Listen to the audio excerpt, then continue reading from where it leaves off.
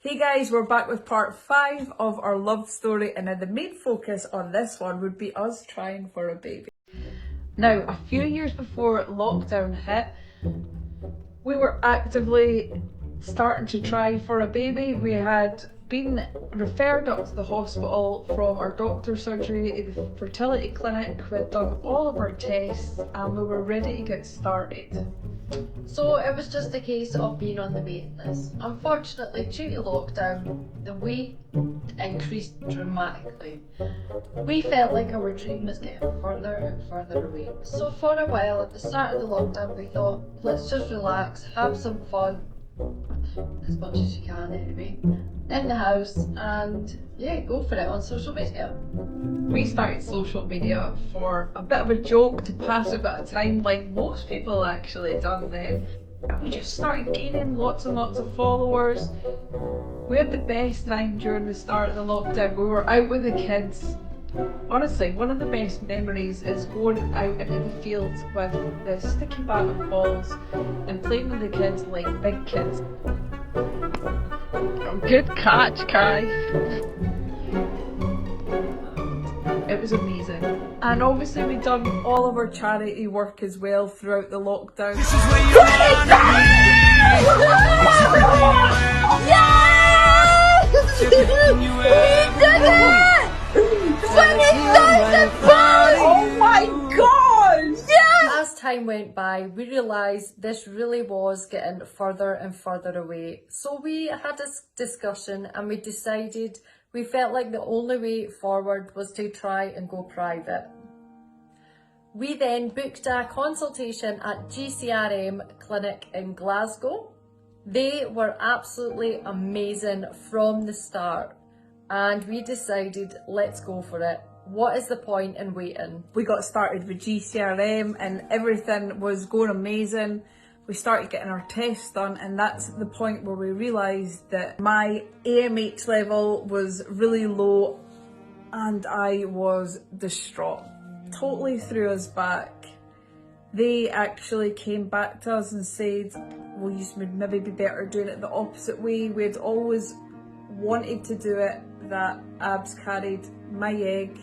However, they tried to push us more forward for a better result, for me to carry Abs' egg. For us, it just wasn't the way we wanted to do it. We knew in our hearts what felt best for me, what felt best for Cole, and what felt best for us as a family, and we were willing to go with that and see what happened.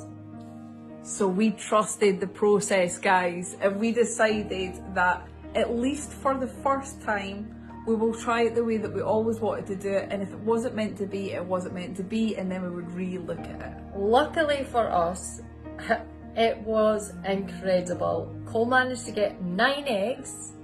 Watch. 9 eggs there. It's just amazing. I never even thought that we even could possibly get one. Don't you? And you know what? If none of it works, we've got Jan and Kai. That video still makes me emotional.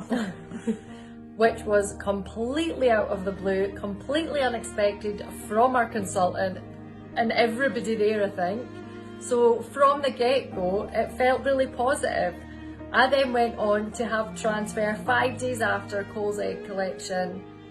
And yeah, we were nervous, but we were super excited and knowing that it only takes 1 egg. That's all we kept on saying. It's just, we need one good egg. That's all we needed was one good egg.